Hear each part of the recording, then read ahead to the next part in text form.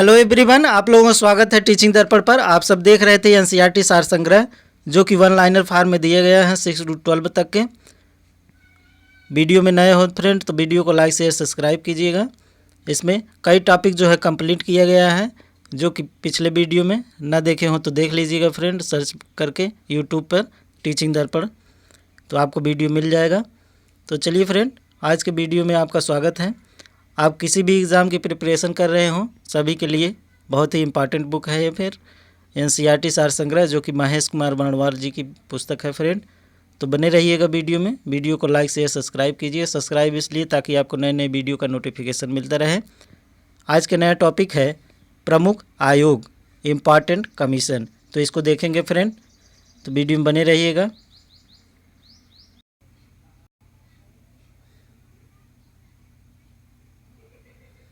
इसमें पहला क्वेश्चन है फ्रेंड, राष्ट्रीय मानव अधिकार आयोग नेशनल ह्यूमन राइट्स कमीशन अधिनियम 1993 के अनुसार किसे इस आयोग का अध्यक्ष बनाया जा सकता है?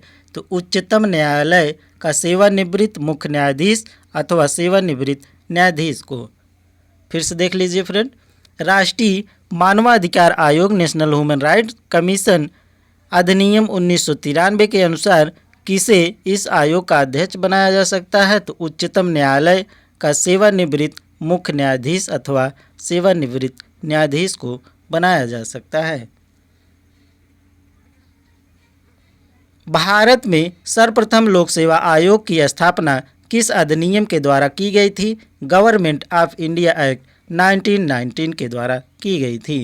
भारत में सर्वप्रथम लोक सेवा आयोग की स्थापना किस अधिनियम के द्वारा की गई थी? तो गवर्नमेंट ऑफ इंडिया एक्ट 1919 द्वारा की गई थी।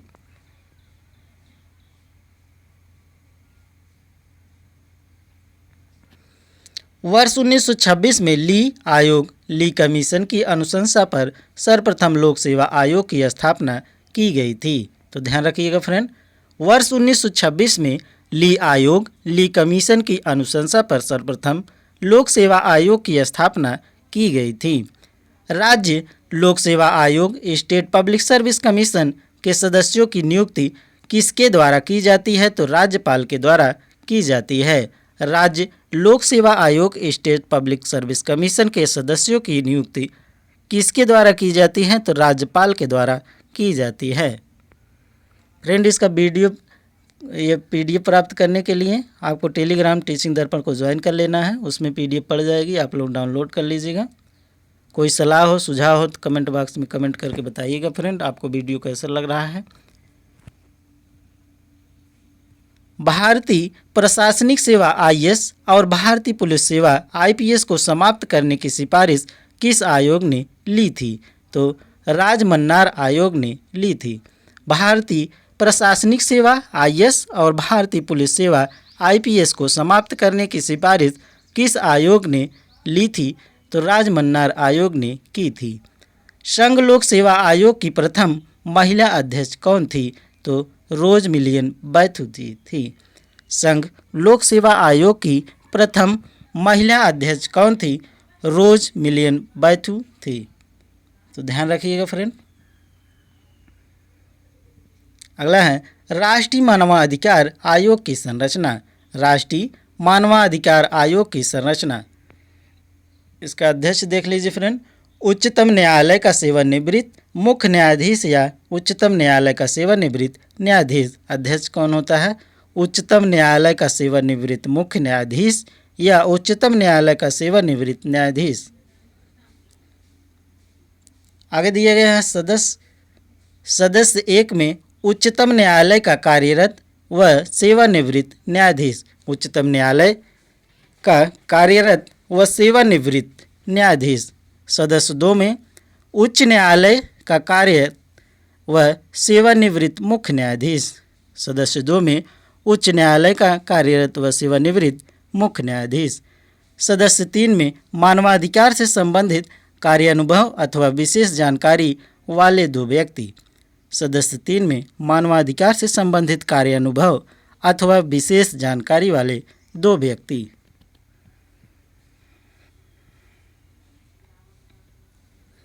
पदेन सदस्य की बात करें, राष्ट्रीय अल्पसंख्यक आयोग का अध्यक्ष होता है। पदेन सदस्य राष्ट्रीय अल्पसंख्यक आयोग का अध्यक्ष होता है। पदेन सदस्य राष्ट्रीय अनुसूचित जाति आयोग का अध्यक्ष। पदेन सदस्य राष्ट्रीय अनुसूचित जाति आयोग का अध्यक्ष। पदेन सदस्य राष्ट्रीय अनुसूचित जनजाति आयोग का अध्यक्ष। पदेन सदस्य राष्ट्रीय अनुसूचित जाति का आयोग का अध्यक्ष। पदेन सदस्य राष्ट्रीय महिला आयोग का अध्यक्ष। पदेन सदस्य राष्ट्रीय महिला आयोग की अध्यक्ष। पदेन सदस्य पिछड़ा वर्ग आयोग का अध्यक्ष। पदेन सदस्य पिछड़ा आयोग का अध्यक्ष। पदेन सदस्य विकलांग व्यक्तियों के लिए मुख्य आयुक्त। पदेन सदस्य विकलांग व्यक्तियों के लिए मुख्य आयुक्त। पदेन सदस्य राष्ट्रीय बाल अधिकार सुरक्षा आयोग के मुख्य। पदेन सदस्य राष्ट्रीय बाल अधिकार सुरक्षा आयोग के मुख्य आयुक्त। तो इसको ध्यान रखिएगा फ्रेंड, पदेन सदस्य राष्ट्रीय बाल अधिकार सुरक्षा आयोग के मुख्य आयुक्त।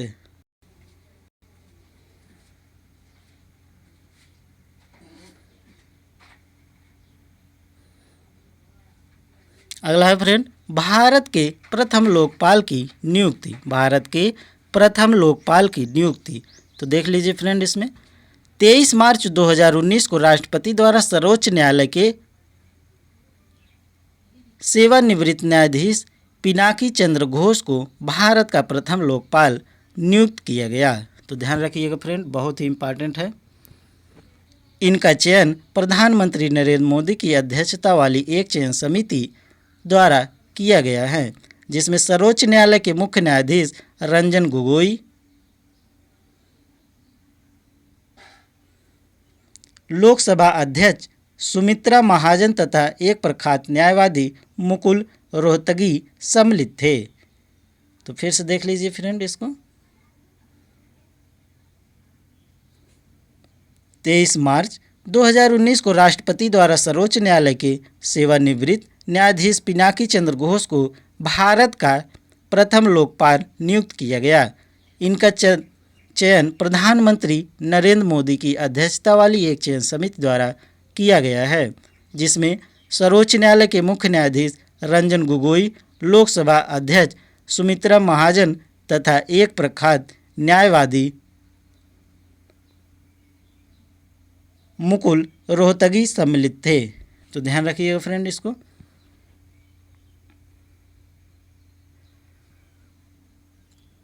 अन्य पिछड़ा वर्ग ओबीसी के उप श्रेणीकरण हेतु रोहिणी आयोग का गठन अक्टूबर 2017 में संविधान के अनुच्छेद 340 में अंतर्गत किया गया था। प्रारंभ में आयोग की रिपोर्ट प्रस्तुत करने के लिए 12 सप्ताह का समय दिया गया था, किंतु 13 बार कार्यकाल में वृद्धि के पश्चात 31 जुलाई 2023 को इसने राष्ट्रपति को रिपोर्ट सौंपी। फिर से देख लीजिए फ्रेंड इसको। अन्य पिछड़ा वर्ग ओबीसी के उप श्रेणीकरण हेतु रोहिणी आयोग का गठन अक्टूबर 2017 में संविधान के अनुच्छेद 340 के अंतर्गत किया गया था। प्रारंभ में आयोग की रिपोर्ट प्रस्तुत करने के लिए 12 सप्ताह का समय दिया गया था, किंतु 13 बार कार्यकाल में वृद्धि के पश्चात 31 जुलाई 2023 को इसने राष्ट्रपति को रिपोर्ट सौंपी।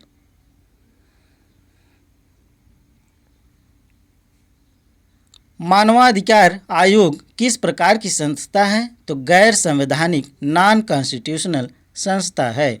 मानवाधिकार आयोग किस प्रकार की संस्था है? तो गैर संवैधानिक नॉन कॉन्स्टिट्यूशनल संस्था है। राजनीतिज्ञों व अपराधियों के मेलजोल संबंधों की जांच करने वाली समिति कौन सी है? तो बोहरा समिति है। ध्यान रखिएगा फ्रेंड, राजनीतिज्ञों व अपराधियों के मेलजोल संबंधों की जांच करने वाली समिति कौन सी है? तो बोहरा समिति है। भारत में लोकपाल एवं लोकायुक्त की स्थापना का सुझाव किसने दिया था? प्रशासनिक सुधार आयोग ने दिया था। भारत में लोकपाल एवं लोकायुक्त की स्थापना का सुझाव किसने दिया था? प्रशासनिक सुधार आयोग ने दिया था। संसद में प्रथम लोकपाल विधेयक किस वर्ष प्रस्तुत किया गया था? तो वर्ष 1968 में प्रस्तुत किया गया था। संसद में प्रथम लोकपाल विधेयक किस वर्ष प्रस्तुत किया गया था? तो वर्ष 1968 में प्रस्तुत किया गया था। संचित निधि को समेकित निधि के नाम से भी जाना जाता है। संचित निधि को समेकित निधि के नाम से भी जाना जाता है। तो बहुत ही इंपॉर्टेंट फ्रेंड, इसको ध्यान रखिएगा।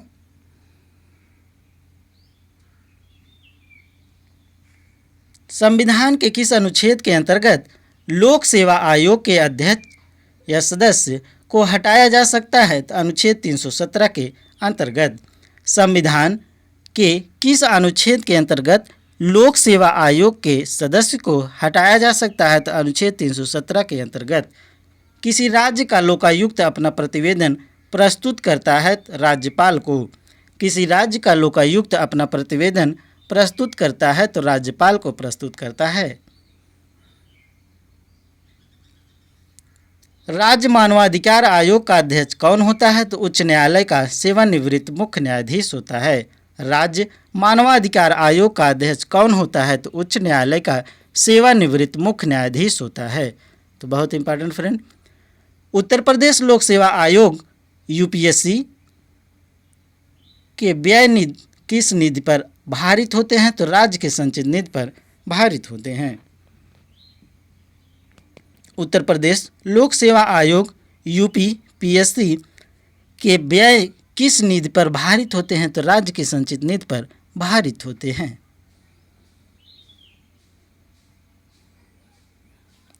लोक सेवा आयोग में एक अध्यक्ष के अतिरिक्त 10 अन्य सदस्य होते हैं। लोक सेवा आयोग में एक अध्यक्ष के अतिरिक्त 10 अन्य सदस्य होते हैं। तो बहुत इंपॉर्टेंट फ्रेंड, इसको ध्यान रखिएगा। फ्रेंड, वीडियो पसंद आए तो लाइक शेयर सब्सक्राइब कीजिएगा टीचिंग दर्पण। सब्सक्राइब इसलिए ताकि आपको नए नए वीडियो का नोटिफिकेशन मिले। तो चलिए फ्रेंड,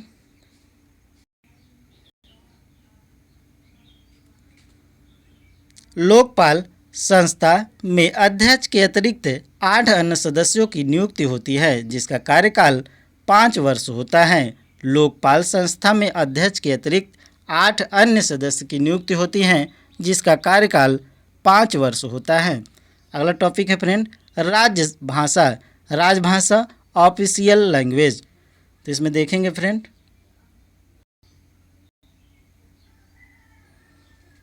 भारतीय संविधान के अनुच्छेद 344 के अंतर्गत प्रथम राजभाषा आयोग का गठन कब हुआ था? तो वर्ष 1955 में बीजी खेर की अध्यक्षता में। ध्यान रखिएगा फ्रेंड, भारतीय संविधान के अनुच्छेद 344 के अंतर्गत प्रथम राजभाषा आयोग का गठन कब हुआ था? तो वर्ष 1955 में बीजी खेर की अध्यक्षता में हुआ था। 8वीं अनुसूची में वर्ष 2003 में 4 भाषाएं किस संविधान संशोधन द्वारा जोड़ी गई? उनकी संख्या बढ़ाकर 22 हो गई। तो 92 संविधान संशोधन द्वारा 8वीं अनुसूची में वर्ष 2003 4 भाषाएं किस संविधान संशोधन के द्वारा जोड़ी गई जिससे उनकी संख्या बढ़कर 22 हो गई? 92 संविधान संशोधन द्वारा। तो ध्यान रखिएगा फ्रेंड।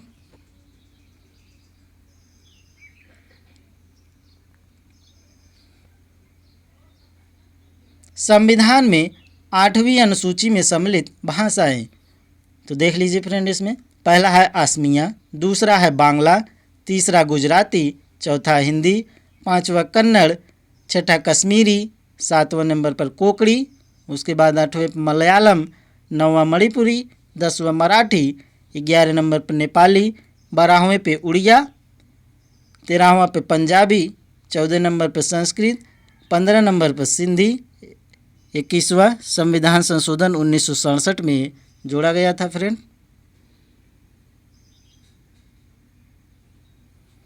उसके बाद तमिल 16वें नंबर पर, 17वें पे तेलुगु है, 18वें पे उर्दू, 19 नंबर पर डोंगरी, 20 पे बोडो और 21 पे मैथिली जो कि 2003 में जोड़ा गया, और 22 नंबर पर संथाली हैं। तो ध्यान रखिएगा फ्रेंड, ऑफिशियल लैंग्वेज कितने हैं वर्तमान में? तो 22 हैं, इसको ध्यान रखिएगा। संविधान के किस अनुच्छेद में प्रत्येक राज्य में भाषाई अल्पसंख्यक वर्गों के बच्चों को उनकी मातृभाषा में प्राथमिक स्तर पर शिक्षा उपलब्ध कराने की व्यवस्था है? तो अनुच्छेद 350 क में है। संविधान के किस अनुच्छेद में प्रत्येक राज्य में भाषाई अल्पसंख्यक वर्ग के बच्चों को उनकी मातृभाषा में प्राथमिक स्तर पर शिक्षा उपलब्ध कराने की व्यवस्था है तो अनुच्छेद 350 क में ये उपलब्ध है। मैथिली भाषा को 8वीं अनुसूची के अंतर्गत किस वर्ष शामिल किया गया तो वर्ष 2003 में शामिल किया गया। मैथिली भाषा को 8वीं अनुसूची के अंतर्गत किस वर्ष शामिल किया गया तो वर्ष 2003 में शामिल किया गया।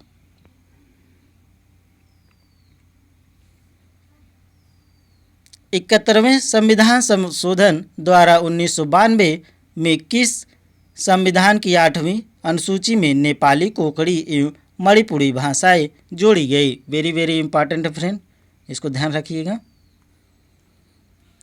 71वें संविधान संशोधन द्वारा वर्ष 1992 में से संविधान की 8वीं अनुसूची में नेपाली, कोंकणी एवं मणिपुरी भाषाएं जोड़ी गई। तो आपसे पूछ सकता है ये सभी भाषाएं नेपाली, कोंकणी, मणिपुरी किस संविधान संशोधन द्वारा जोड़ा गया तो आप बताएंगे 71वें संविधान संशोधन 1992 द्वारा ये जोड़ी गई थी। अगला फ्रेंड, उत्तराखंड की द्वितीय राजभाषा संस्कृत है। उत्तराखंड की द्वितीय राजभाषा संस्कृत है। राष्ट्रीय संस्कृत विद्यापीठ कहाँ स्थित है? तिरुपति, आंध्र प्रदेश में स्थित है। राष्ट्रीय संस्कृत विद्यापीठ कहाँ स्थित है? तिरुपति, आंध्र प्रदेश में स्थित है।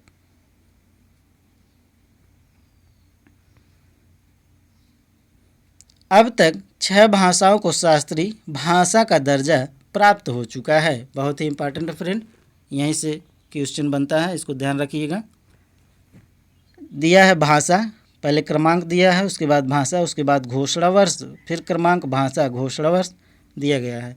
तो पहला दिया है तमिल की बात करें, ये 2004 में घोषित किया गया था। दूसरा है संस्कृत को 2005 में घोषित किया गया और तेलुगु को 2008 में, कन्नड़ की बात करें 2008 में, मलयालम 2013 में और उड़िया को 2014 में राष्ट्रीय दर्जा दिया गया। तो इसको ध्यान रखिएगा फ्रेंड।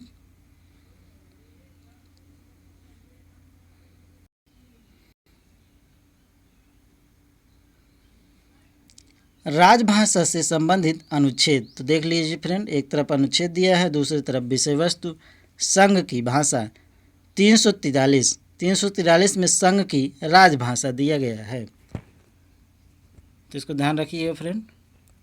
संघ की राजभाषा किस में दिया गया है? 343 अनुच्छेद 343 में दिया गया है।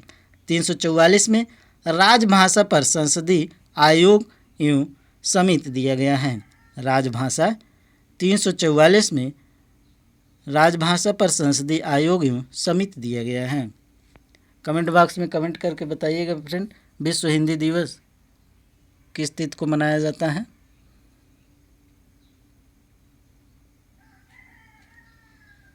क्षेत्रीय भाषाएं में है 345 में, अनुच्छेद 345 में राज्य की राजभाषा अथवा राजभाषाएं।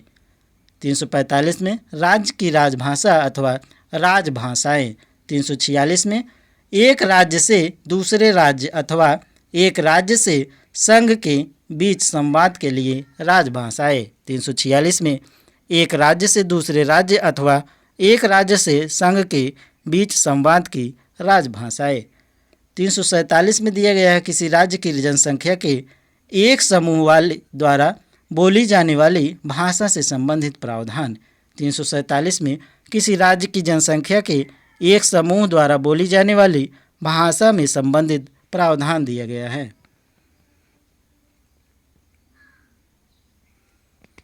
सर्वोच्च न्यायालय व उच्च न्यायालयों की भाषा 348 अनुच्छेद 348 में दिया गया है। सर्वोच्च न्यायालय तथा उच्च न्यायालयों में 7 ही अधिनियमों एवं विधायकों में प्रयोग की जाने वाली भाषा 348 में दिया गया है।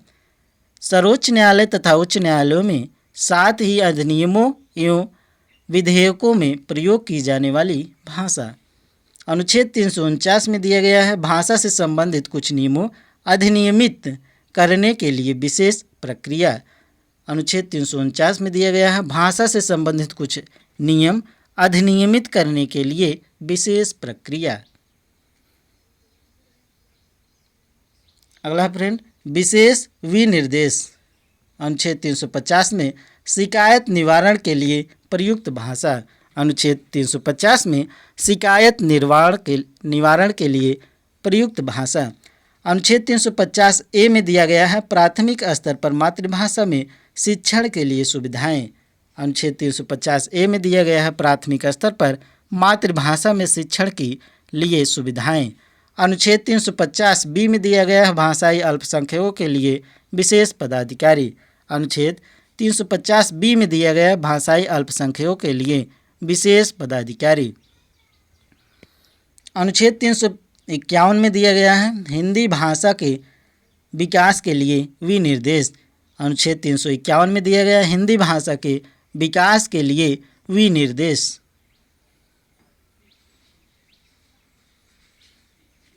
वर्ष 1957 में प्रथम राजभाषा संयुक्त समिति किसकी अध्यक्षता में गठित की गई थी? पंडित गोविंद बल्लभ पंत के द्वारा।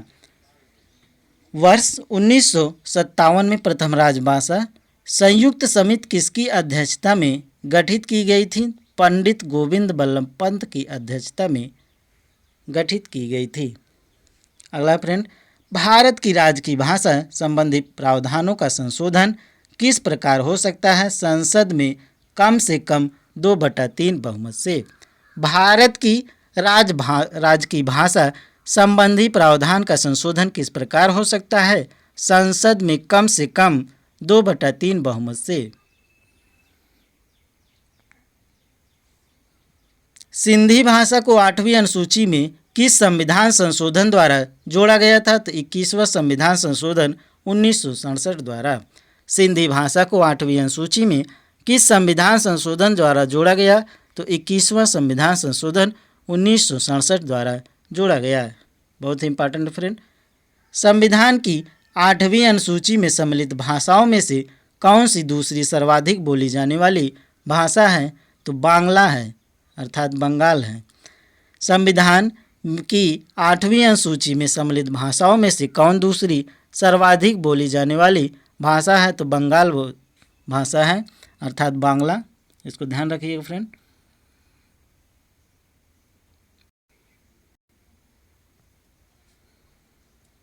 बोडो, डोंगरी, मैथिली और संथाली 4 भाषाओं को 92वें संविधान संशोधन 2003 द्वारा जोड़ा गया था। वेरी वेरी इंपॉर्टेंट है फ्रेंड। इसमें से एक नाम दे देगा आपको एग्जाम में और पूछ लेगा, तो इसको ध्यान रखिएगा फ्रेंड। बोडो, डोंगरी, मैथिली और संथाली, ये 4 भाषाएं जरूर ध्यान रखिएगा। बोडो, डोगरी, मैथिली, संथाली 4 भाषाओं के 92वें संविधान संशोधन 2003 में जोड़ा गया था। अगला है फ्रेंड पंचायती राज एवं नगर पालिका, पंचायती राज एंड म्यूनसिपालिटीज। तो इसको देख लीजिए फ्रेंड।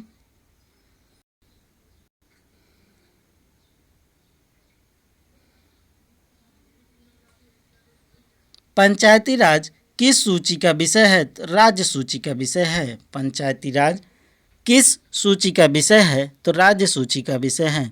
पंचायती राज दिवस कब मनाया जाता है फ्रेंड? कमेंट बॉक्स में कमेंट करके बताइएगा। और पहला कौन सा राज्य था जिसमें पंचायती राज लागू हुआ था, ये भी कमेंट करके बताइए। कमेंट में हम देखेंगे कमेंट आपका। तो चलिए अगला क्वेश्चन देखते हैं। संविधान के 73वें संशोधन द्वारा पंचायतों को निर्दिष्ट किए जाने वाले कार्य किस अनुसूची में वर्णित है? तो ये 11वीं अनुसूची में वर्णित है। संविधान के 73वें संशोधन द्वारा पंचायतों को निर्दिष्ट किए जाने वाले कार्य किस अनुसूची में वर्णित है? तो 11वीं अनुसूची में वर्णित है। पंचायत चुनाव कराने हेतु निर्णय किसके द्वारा लिया जाता है? तो राज्य सरकार द्वारा लिया जाता है। पंचायत चुनाव कराने हेतु निर्णय किसके द्वारा लिया जाता है? तो राज्य सरकार द्वारा लिया जाता है।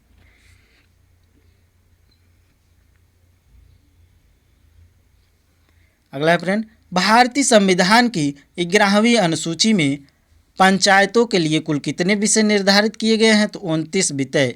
ये वेरी वेरी इंपॉर्टेंट है फ्रेंड, इसको ध्यान रखिएगा। कई बार ये एग्जाम में पूछा गया क्वेश्चन है। भारतीय संविधान की 11वीं अनुसूची में पंचायतों के लिए कुल कितने विषय निर्धारित किए गए हैं? तो 29 विषय निर्धारित किए गए हैं। 73वें संविधान संशोधन के द्वारा पंचायती राज संस्थाओं को संवैधानिक स्तर कॉन्स्टिट्यूशनल स्टेटस प्राप्त हुआ था। 73वें संविधान संशोधन द्वारा पंचायती राज संस्थाओं को संवैधानिक स्तर कॉन्स्टिट्यूशनल स्टेटस प्राप्त हुआ था।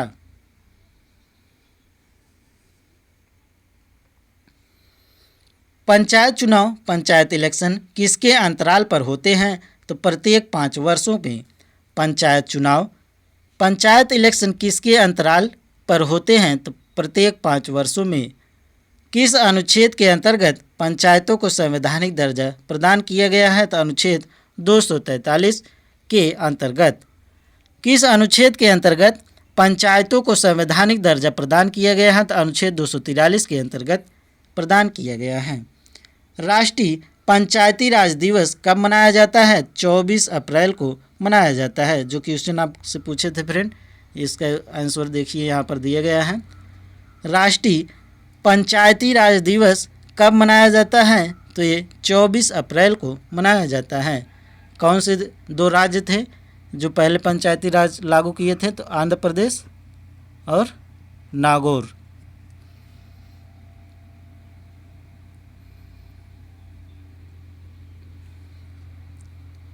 भारत में सर्वप्रथम पंचायती राज प्रणाली का शुभारंभ कब और कहाँ हुआ था? 2 अक्टूबर 1959 नागौर राजस्थान में हुआ था। तो ध्यान रखिएगा फ्रेंड, भारत में सर्वप्रथम पंचायती राज प्रणाली का शुभारंभ कब और कहाँ हुआ था? तो 2 अक्टूबर 1959 में नागौर राजस्थान में हुआ था। त्रिस्तरीय पंचायती राज प्रणाली स्थापित करने की अनुशंसा सर्वप्रथम किस समिति द्वारा की गई थी? तो बलवंत राय मेहता समिति द्वारा की गई थी। कब? 1957 में। त्रिस्तरीय पंचायती राज प्रणाली स्थापित करने की अनुशंसा सर्वप्रथम किस समिति द्वारा की गई थी? तो बलवंत राय मेहता समिति द्वारा 1957 में की गई थी।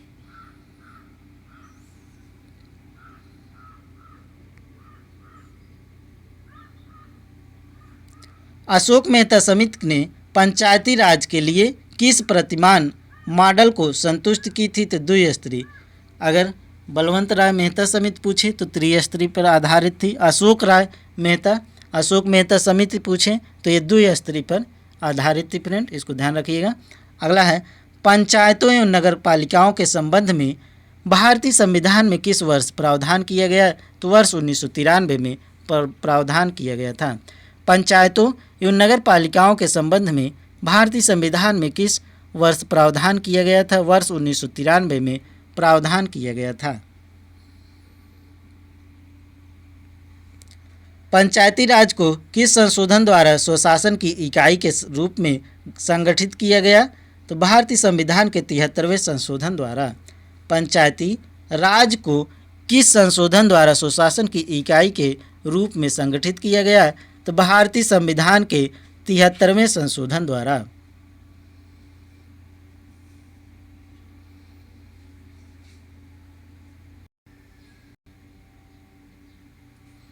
अगला फ्रेंड, पंचायती राज व्यवस्था से संबंधित समितियां। तो देख लीजिए फ्रेंड, कौन सी समिति कब गठित की गई थी, बहुत ही इम्पॉर्टेंट है। बलवंत राय मेहता समिति की बात करें तो ये 1957 में गठित की गई थी। बलवंत राय मेहता समिति 1957 में। अशोक मेहता समिति 1977 में। अशोक मेहता समिति 1977 में गठित की गई। जी.वी. के राव समिति 1985 में गठित की गई। जी.वी. के राव समिति 1985 में गठित की गई। अगला है फ्रेंड, एल.एम. सिंघवी समिति 1986 में गठित की गई। बहुत ही इंपॉर्टेंट है फ्रेंड। एल.एम. सिंघवी समिति 1986 में गठित की गई। संथानम समिति 1962 में गठित की गई। संथानम समिति 1962 में गठित की गई। सादिक अली समिति 1964 में गठित की गई। सादिक अली समिति 1964 में गठित की गई। पंचायती राज को संवैधानिक स्थिति प्रदान करने की संतुष्टि किस समिति द्वारा की गई थी? तो एल.एम. सिंघवी समिति द्वारा। पंचायती राज को संवैधानिक स्थिति प्रदान करने की संतुष्टि किस समिति द्वारा की गई थी तो एल.एम. सिंघवी समिति के द्वारा की गई थी। अगला है फ्रेंड, किन राज्यों में पंचायत समितियों तथा जिला परिषदों को भी करारोपण की शक्तियाँ दी गई हैं? तो गुजरात, महाराष्ट्र एवं राजस्थान को। किन राज्यों में पंचायत समितियों तथा जिला परिषदों को भी करारोपण की शक्तियाँ दी गई हैं? तो गुजरात, महाराष्ट्र एवं राजस्थान को दी गई हैं। ब्लॉक स्तर, ब्लॉक लेवल पर पंचायत समिति का क्या स्वरूप है? तो प्रशासनिक प्राधिकरण, एडमिनिस्ट्रेटिव अथॉरिटी। ब्लॉक स्तर, ब्लॉक लेवल पर पंचायत समिति का क्या स्वरूप है? तो प्रशासनिक प्राधिकरण, एडमिनिस्ट्रेटिव अथॉरिटी। पंचायती राज का प्रधान लक्ष्य ग्रामवासियों में शक्ति का विकेंद्रीकरण तथा लोगों को विकास मूलक प्रशासन में भागीदारी के योग्य बनाना है। यह लोकतांत्रिक विकेंद्रीकरण, डेमोक्रेटिक डिसेंट्रलाइजेशन को प्रोत्साहित करता है। फिर से देख लीजिए फ्रेंड, पंचायती राज का प्रावधान या प्रधान लक्ष्य ग्रामवासियों में शक्ति का विकेंद्रीकरण तथा लोगों को विकास मूलक प्रशासन में भागीदारी के योग्य बनाना है। यह लोकतांत्रिक विकेंद्रीकरण, डेमोक्रेटिक डिसेंट्रलाइजेशन को प्रोत्साहित करता है।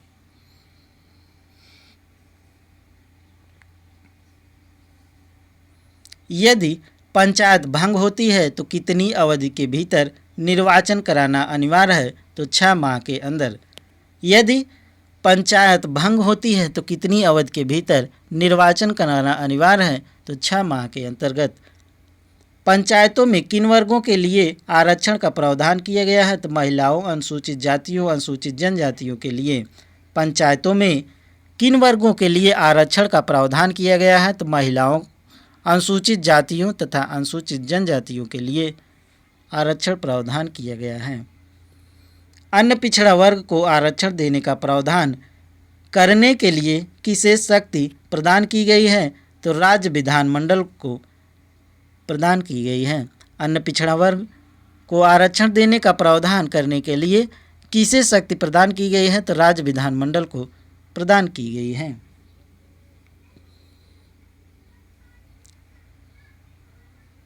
तीन स्तरीय पंचायतों का गठन किन राज्यों में किया जाता है? तो 20 लाख से अधिक जनसंख्या वाले राज्यों में 3 स्तरीय पंचायतों का गठन किया जाता है। 3 स्तरीय पंचायतों का गठन किन राज्यों में किया जाता है? तो जो 20 लाख से अधिक जनसंख्या वाले आबादी हों उन राज्यों में 3 स्तरीय पंचायतों का गठन किया जाता है। तो ध्यान रखिएगा फ्रेंड। अगला फ्रेंड, 11वीं अनुसूची 11 शेड्यूल, इसमें पंचायतों की शक्तियों व उत्तरदायित्व निर्धारित किए गए हैं। इस सूची में 29 विषय हैं जो कि बहुत इंपॉर्टेंट है फ्रेंड, ये कई बार पूछा गया है एग्जाम में। इस अनुसूची को 73वें संविधान संशोधन अधिनियम 1992 द्वारा जोड़ा गया था। तो ध्यान रखिएगा फ्रेंड, अनुच्छेद 243(6) आर्टिकल 243 जी के द्वारा। अगला है फ्रेंड 12वीं अनुसूची 12 शेड्यूल, इसमें नगर पालिकाओं म्यूनसिपालिटीज़ की शक्तियों के व उत्तरदायित्व बताए गए हैं। इस सूची में 18 विषय हैं। तो ये भी ध्यान रखिएगा फ्रेंड। इस अनुसूची को 74वें संविधान संशोधन अधिनियम 1992 द्वारा जोड़ा गया है। अनुच्छेद 243(ब) आर्टिकल 243(w) के द्वारा। तो इसको ध्यान रखिएगा फ्रेंड। 73वें संविधान संशोधन के अंतर्गत महिलाओं के लिए ग्राम पंचायतों में 33% स्थान अर्थात सीट आरक्षित किए गए हैं।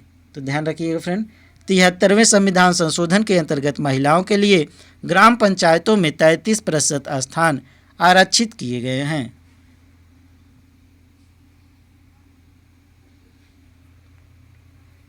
अगला फ्रेंड, विभिन्न राज्यों में पंचायती राज संस्थाएं। तो देख लीजिए, पंचायतों के स्तर 1 स्तरीय, 2 स्तरीय, 3 स्तरीय और 4 स्तरीय। तो इसमें दिया गया है फ्रेंड, तो पहला संस्था दिया गया है। 1 स्तरीय में ग्राम पंचायत होता है, 2 स्तरीय में ग्राम पंचायत और ग्राम समिति पंचायत समिति होता है। 3 स्तरीय की बात करें, ग्राम पंचायत, पंचायत समिति और जिला परिषद होता है। 4 पंचायत या 4 स्तरीय में तो ग्राम पंचायत अंचल होता है, अंचल पंचायत, आंचलिक परिषद और जिला परिषद होता है। तो ध्यान रखिएगा फ्रेंड। आगे बात करें राज्य में, तो एक स्तरीय में केरल आता है, जम्मू कश्मीर, त्रिपुरा, मणिपुर और सिक्किम आता है। तो ध्यान रखिएगा फ्रेंड इसको। एक स्तरीय में राज्य कौन कौन से आते हैं, तो केरल आता है, जम्मू कश्मीर आता है, त्रिपुरा आता है, मणिपुर और सिक्किम आता है। दो स्तरीय में कौन कौन से राज्य आते हैं, तो असम आता है, उड़ीसा, कर्नाटक और हरियाणा आता है। तीन स्तरीय में उत्तर प्रदेश, बिहार, महाराष्ट्र, आंध्र प्रदेश, हिमाचल प्रदेश और पंजाब, गुजरात, तमिलनाडु, राजस्थान, मध्य प्रदेश आता है तीन स्तरीय में। तो इसको ध्यान रखिए फ्रेंड। चार स्तरीय की बात करें तो ये पश्चिम बंगाल राज्य आता है। चार स्तरीय में पश्चिम बंगाल राज्य आता है। तो ध्यान रखिए फ्रेंड, वेरी वेरी इंपॉर्टेंट है ये। अगला है गुजरात की त्रिस्तरीय पंचायत संस्थाएं ग्राम पंचायत, तालुका समिति तथा जिला परिषद हैं। मेघालय, मिजोरम तथा नागालैंड में पंचायतों का गठन नहीं किया गया है। इन राज्यों में एक स्तरीय जनजाति परिषदें कार्यरत हैं। फिर से देख लीजिए फ्रेंड, गुजरात की त्रिस्तरीय पंचायत संस्थाएं ग्राम पंचायत, तालुका समिति तथा जिला परिषद हैं। मेघालय, मिजोरम तथा नागालैंड में पंचायतों का गठन नहीं किया गया है। इन राज्यों में एक स्तरीय जनजाति परिषदें कार्यरत हैं। तो ध्यान रखिएगा फ्रेंड।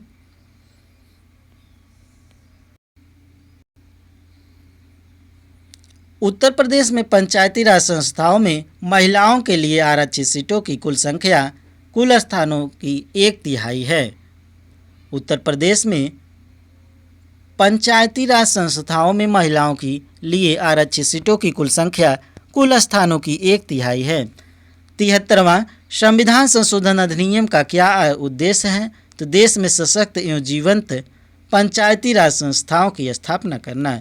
73वां संविधान संशोधन अधिनियम का उद्देश्य है तो देश में सशक्त एवं जीवंत पंचायती राज संस्थाओं की स्थापना करना उद्देश्य है।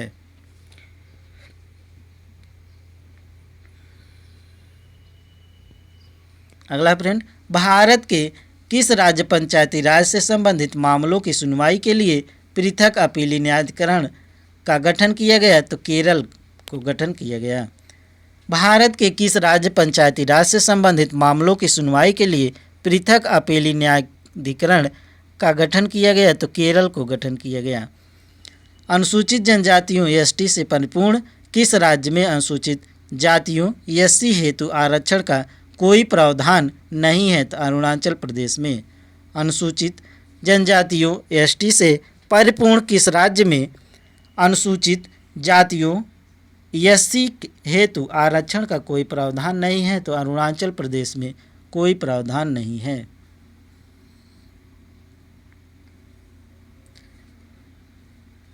किसी राज्य के राज्यपाल को उस विशेष राज्य की पंचायतों द्वारा विनियोजित हो सकने वाले करों या शुल्कों, टैक्स एंड फीस के निर्धारण के सिद्धांतों के विषय में संतुष्टि राज्य वित्त आयोग स्टेट फाइनेंस कमीशन करता है। किसी राज्य के राज्यपाल को उस विशेष राज्यों के पंचायतों द्वारा विनियोजित हो सकने वाले करों और शुल्कों, टैक्स एंड फीस के निर्धारण सिद्धांतों के विषय में संतुष्ट राज्य वित्त आयोग स्टेट फाइनेंस कमीशन करता है। अगला है फ्रेंड, नगर पालिका किस संविधान संशोधन से संबंधित है? 74वां संविधान संशोधन अधिनियम से संबंधित है। नगर पालिका किस संविधान संशोधन से संबंधित है? 74वां संविधान संशोधन अधिनियम से संबंधित है। 73वां संविधान संशोधन किस व्यवस्था को प्रोत्साहित करता है? स्वशासन व्यवस्था को। 73वां संविधान संशोधन किस व्यवस्था को प्रोत्साहित करता है? तो स्वशासन व्यवस्था को प्रोत्साहित करता है। राज्य वित्त आयोग का गठन भारतीय संविधान के किस अनुच्छेद के अंतर्गत किया जाता है? तो अनुच्छेद 243 ए अर्थात आई के अंतर्गत किया जाता है। राज्य वित्त आयोग का गठन भारतीय संविधान के किस अनुच्छेद के अंतर्गत किया जाता है? अनुच्छेद 243 आई के अंतर्गत किया जाता है। पंचायत समिति पंचायत कमेटी के सदस्य किस चुनाव पद्धति से चुने जाते हैं? तो जनता द्वारा प्रत्यक्ष रूप से चुने जाते हैं।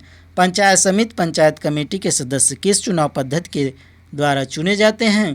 तो जनता द्वारा प्रत्यक्ष रूप से चुने जाते हैं।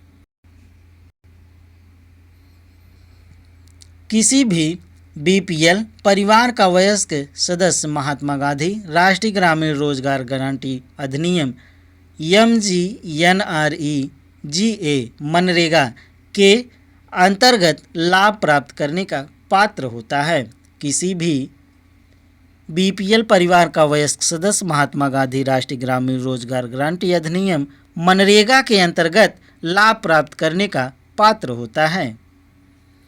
महात्मा गांधी राष्ट्रीय ग्रामीण रोजगार गारंटी योजना में योजना बनाने, संपादन करने व क्रियान्वयन करने का उत्तरदायित्व किसका है? तो ग्राम पंचायतों का है। महात्मा गांधी राष्ट्रीय ग्रामीण रोजगार गारंटी योजना में योजना बनाने, संपादन करने व क्रियान्वयन का उत्तरदायित्व किसका है? तो ग्राम पंचायतों का है।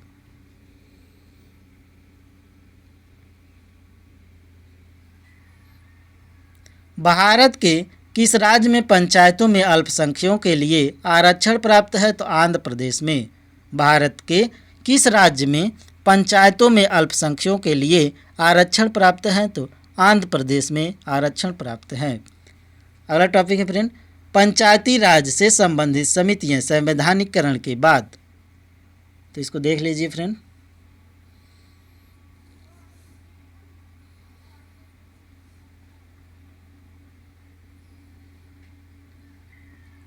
एक तरफ समिति का नाम दिया गया है, दूसरी तरफ अध्यक्ष, उसके बाद वर्ष। पंचायती राज संस्थाओं के अधिकारों तथा प्रकारों के हस्तांतरण के लिए गठित टास्क फोर्स कार्यदल। तो कौन थे? अध्यक्ष ललित माथुर थे। कब? 2001 में। पंचायती राज संस्थाओं के अधिकारों तथा प्रकारों के हस्तांतरण के लिए गठित टास्क फोर्स कार्यदल, अध्यक्ष ललित माथुर, वर्ष 2001 में।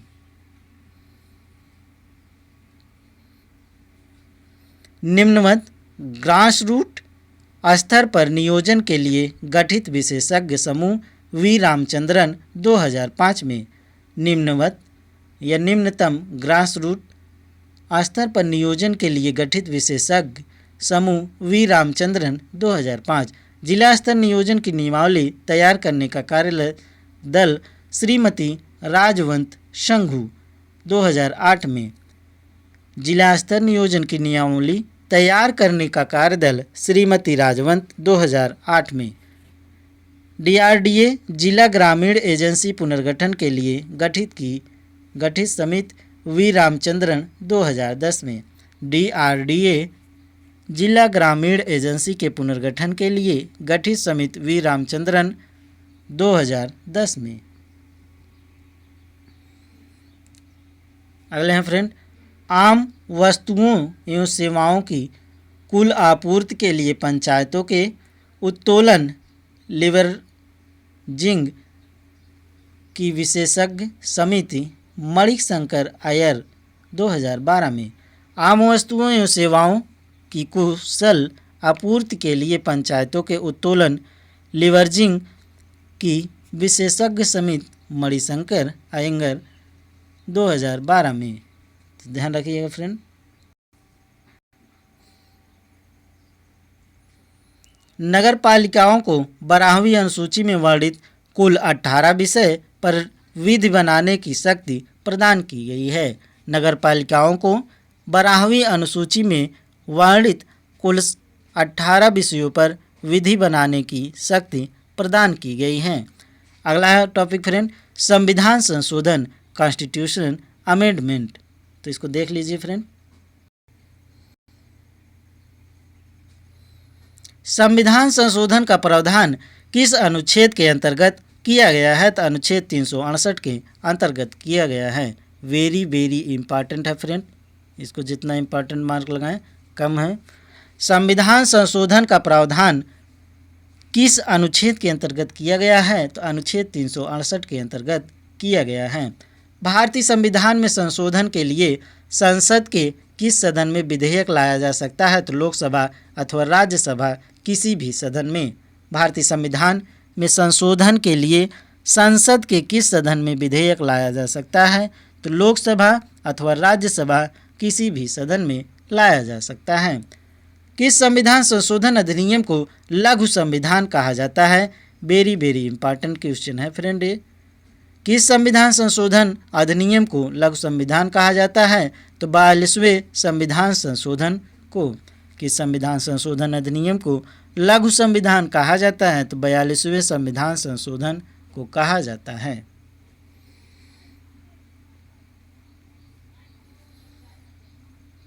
साधारण बहुमत से संशोधित किए जाने वाले कुछ उपबंध। पहला है अनुच्छेद 2, 3 और 4 संसद को विधि द्वारा यह अधिकार देते हैं कि वह भारतीय संघ में नए राज्यों को शामिल कर सके तथा राज्यों की सीमा परिवर्तन द्वारा नए राज्यों का निर्माण कर सके। तो ध्यान रखिएगा फ्रेंड, अनुच्छेद 2, 3 और 4 संसद को विधि द्वारा यह अधिकार देते हैं कि वह भारतीय संघ में नए राज्यों को शामिल कर सके तथा राज्यों की सीमा परिवर्तन द्वारा नए राज्यों का निर्माण कर सके। अगला दूसरा देख लीजिए फ्रेंड, अनुच्छेद 75, 97, 125, 165, 5 तथा 221 2 द्वितीय अनुसूची में परिवर्तन की अनुमति देते हैं। तो ध्यान रखिए फ्रेंड, अनुच्छेद 75, 97, 125, 165, 5 तथा 221 2 द्वितीय अनुसूची में परिवर्तन की अनुमति देते हैं। तीसरा है अनुच्छेद 105, 3 संसद द्वारा पारित किए जाने पर संसदीय विशेषाधिकारों की व्यवस्था करता है। अनुच्छेद 105, 3 संसद द्वारा पारित किए जाने पर संसदीय विशेषाधिकारों की व्यवस्था करता है। अगला 4 नंबर पर देख लीजिए फ्रेंड, अनुच्छेद 106 संसद द्वारा पारित किए जाने पर संसद सदस्यों के वेतन व भत्तों की व्यवस्था करता है। अनुच्छेद 106 संसद द्वारा पारित किए जाने पर संसद सदस्यों के वेतन व भत्तों की व्यवस्था करता है। अगला फ्रेंड, अनुच्छेद 5वें नंबर पर अनुच्छेद 120 2 में संसद द्वारा किसी नई व्यवस्था के न किए जाने पर 15 वर्षों के उपरांत अंग्रेजी को संसदीय भाषा के रूप में छोड़ने की व्यवस्था करता है। अनुच्छेद 120 2 के अंतर्गत संसद द्वारा किसी नई व्यवस्था के न किए जाने पर 15 वर्षों के उपरांत अंग्रेजी को संसदीय भाषा के रूप में छोड़ने की व्यवस्था करता है। अगला है 6 नंबर पर देख लीजिए फ्रेंड, अनुच्छेद 124 1 इसमें यह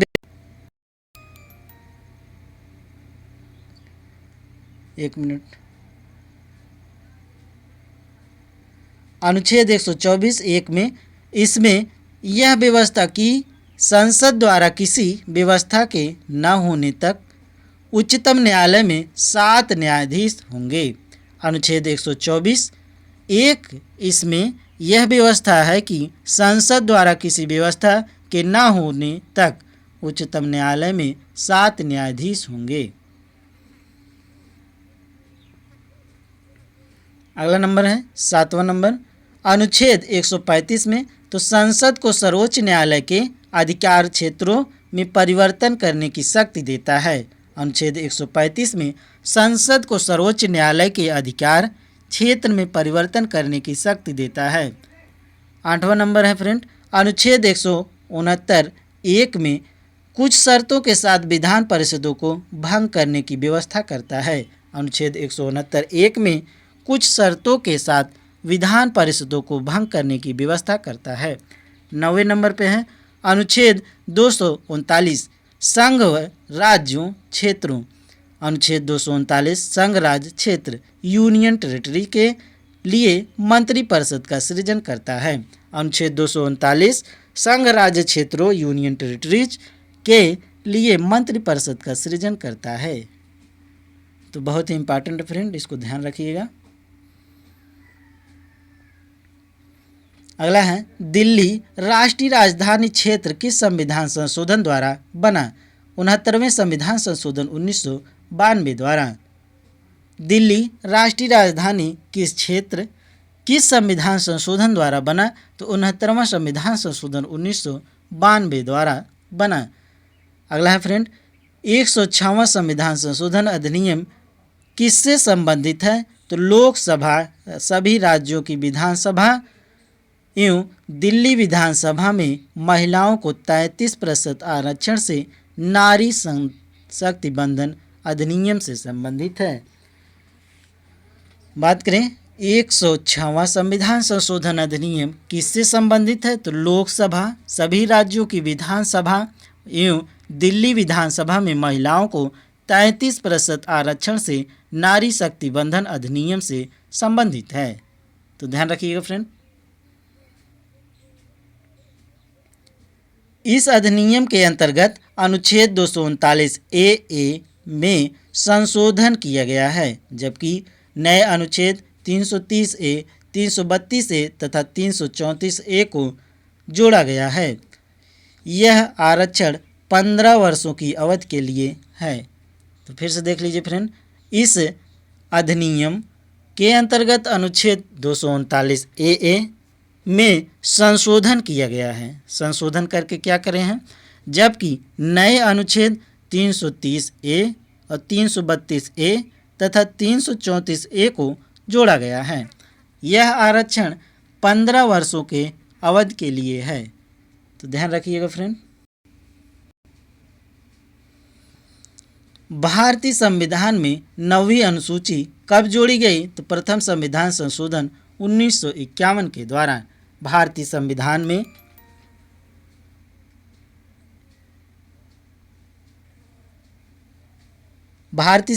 में 9वीं अनुसूची कब जोड़ी गई? तो प्रथम संविधान संशोधन 1951 के द्वारा जोड़ी गई। संविधान का 86वां संशोधन विधेयक किससे संबंधित है? तो 6 से 14 वर्ष बच्चों को निःशुल्क एवं अनिवार्य शिक्षा से संबंधित है। ये वेरी इम्पॉर्टेंट है फ्रेंड, यहाँ पर दिया गया है। संविधान का 86वां संविधान संशोधन विधेयक किससे संबंधित है? 6 से 14 वर्षों के बच्चों के लिए निःशुल्क एवं अनिवार्य शिक्षा से संबंधित है। विधानसभा तथा लोकसभा के निर्वाचित सदस्यों के दल बदल व पर 52वें संविधान संशोधन द्वारा प्रतिबंध लगाया गया है।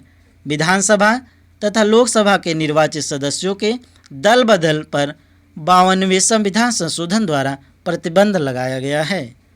भारतीय संविधान का 19वां संशोधन किससे संबंधित है? तो लोकसभा और राज्य विधानसभाओं में अनुसूचित जातियों तथा अनुसूचित जनजातियों के आरक्षण से संबंधित है।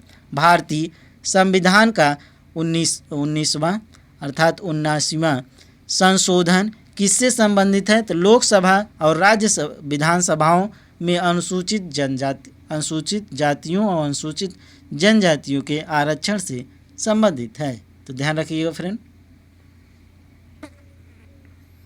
वर्ष 1951 में प्रथम संविधान संशोधन किससे संबंधित था? तो कुछ राज्यों में किए गए कृषि एवं कृषि भूमि से संबंधित विधियों के संरक्षण से संबंधित था। वर्ष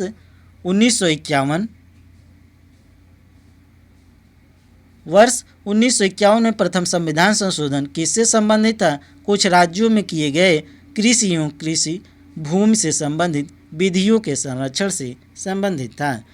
संसद के दोनों सदनों द्वारा अलग अलग विशेष बहुमत स्पेशल मेजॉरिटी से किस विधेयक को पारित होना आवश्यक है? तो संविधान संशोधन विधेयक को पारित होना आवश्यक है। संसद के दोनों सदनों द्वारा अलग अलग विशेष बहुमत स्पेशल मेजॉरिटी से किस विधेयक को पारित होना आवश्यक है? संविधान संशोधन विधेयक को पारित होना आवश्यक है।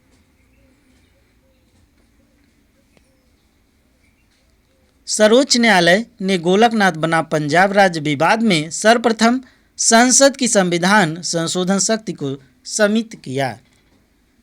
सर्वोच्च न्यायालय ने गोलकनाथ बनाम पंजाब राज्य विवाद में सर्वप्रथम संसद की संविधान संशोधन शक्ति को सीमित किया। भारतीय संविधान के संशोधन में से किस संशोधन द्वारा केंद्रीय मंत्रिमंडल के आकार का लोकसभा की कुल सदस्य संख्या 15% तक सीमित कर दिया गया? 51वां संविधान संशोधन। तो इसको ध्यान रखिए फ्रेंड। भारतीय संविधान के संशोधनों में से किस संशोधन द्वारा केंद्रीय मंत्रिमंडल के आकार का लोकसभा की कुल सदस्य संख्या 15% तक सीमित कर दिया गया? 51वां संशोधन के द्वारा। विशेष बहुमत और राज्यों के अनुसमर्थन द्वारा होने वाले संशोधन के अंतर्गत आने वाले विषय। तो देख लीजिए फ्रेंड, अनुच्छेद 54 के अंतर्गत राष्ट्रपति का निर्वाचन दिया गया है। अनुच्छेद 54 के अंतर्गत राष्ट्रपति का निर्वाचन दिया गया है। अनुच्छेद 55 में राष्ट्रपति के निर्वाचन की प्रक्रिया, मतलब राष्ट्रपति को कैसे निर्वाचित किया जाएगा उसकी प्रक्रिया अनुच्छेद 55 में दिया गया है। अनुच्छेद 73 में संघ की कार्यपालिका शक्ति का विस्तार दिया गया है। अनुच्छेद 73 में संघ की कार्यपालिका शक्ति का विस्तार दिया गया है। अगला है फ्रेंड, अनुच्छेद 162 राज्यों की कार्यपालिका शक्ति का विस्तार दिया गया है। अनुच्छेद 162 राज्यों की कार्यपालिका शक्ति का विस्तार दिया गया है। अनुच्छेद 241 संघ राज्य क्षेत्रों के लिए उच्च न्यायालय दिया गया है। अनुच्छेद 241 संघ राज्य क्षेत्रों के लिए उच्च न्यायालय दिया गया है। भाग 5 अध्याय 4 संघ की न्यायपालिका। भाग 5 अध्याय 4 में संघ की न्यायपालिका दिया गया है। भाग 6 अध्याय 5 में राज्यों के उच्च न्यायालय दिए गए हैं। भाग 6 अध्याय 5 में राज्यों के उच्च न्यायालय दिए गए हैं।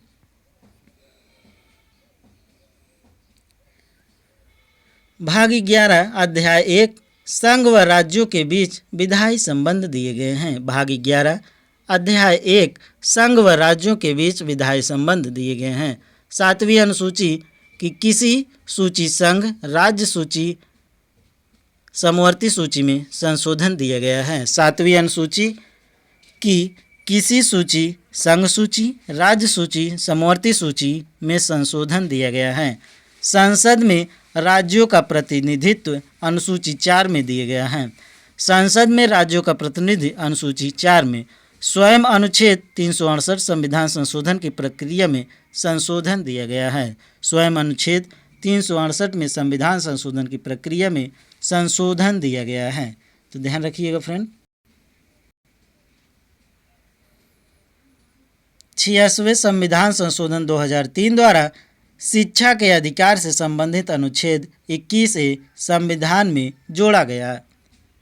बहुत ही इंपॉर्टेंट फ्रेंड, 86वें संविधान संशोधन 2003 द्वारा शिक्षा के अधिकार से संबंधित अनुच्छेद 21A संविधान में जोड़ा गया। अगला है फ्रेंड विविध मिसलेनियस। इसको नेक्स्ट वीडियो में देखेंगे फ्रेंड। तब तक वीडियो को लाइक शेयर ना किए हों तो कर दीजिएगा लाइक शेयर सब्सक्राइब, ताकि आपको नए नए वीडियो का नोटिफिकेशन मिलता रहे टीचिंग दर्पण को। पिछला वीडियो ना देखे हैं फ्रेंड तो देख लीजिएगा, यूट्यूब पे सर्च कीजिएगा टीचिंग दर्पण, आपको वहाँ पर वीडियो मिल जाएगा। आप लोग उसको वॉच कर लीजिएगा, आपको ज़्यादा समझ में आएगा। तो चलिए फ्रेंड मिलते हैं नेक्स्ट वीडियो में, तब तक के लिए धन्यवाद।